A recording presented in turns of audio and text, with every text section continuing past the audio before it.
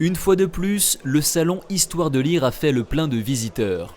Pendant 2 jours, les mordus de littérature historique ont pu rencontrer à Versailles leurs auteurs préférés. Fait notable de cette 8e édition, la présence de youtubeurs férus d'histoire, invités à l'occasion de la sortie du livre du célèbre Benjamin Briot de la chaîne Nota Bene.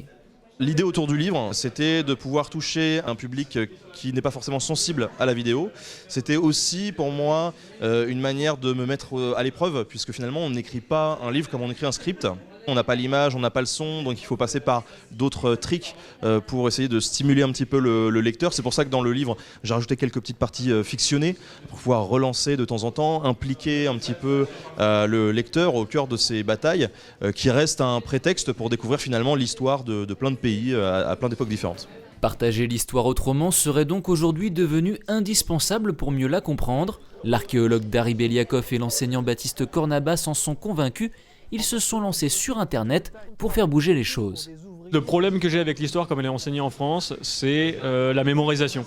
On apprend des dates par cœur, des biographies, des lieux par cœur, des cartes. Mais tu vois, on va dans la rue, on demande à des gens ouais 1515, ils nous disent Marignan, et on dit qui s'est battu et pourquoi. Mais justement, moi je trouvais dans les programmes scolaires que ça ne va pas assez loin du tout. On n'explique pas les causes parce qu'il faut terminer le programme. C'est l'impératif. Il y a le brevet, il y a le bac, il faut absolument terminer. Donc à la fin de l'année, on distribue les photocopies. Non. Passionnés, ces youtubeurs passent un temps monstrueux sur la réalisation de leurs vidéos, tentant chacun à leur manière de trouver la meilleure accroche pour donner envie aux spectateurs de découvrir un fait historique. Hugo Bimard, réalisateur truquiste, a pris le parti de la reconstitution décalée. Vous avez des grands acteurs de l'histoire, tels que César, Vercingétorix, Aliénor d'Aquitaine et d'autres, qui sont interviewés dans un contexte de confessionnal de télé-réalité en quelque sorte, d'où le mot confession d'histoire. Et voilà, vous voyez, le principe est simple, c'est de prendre les anges de la télé-réalité par exemple et de remplacer Nabila par Vercingétorix, qui a beaucoup plus de choses à dire et des choses beaucoup plus intéressantes.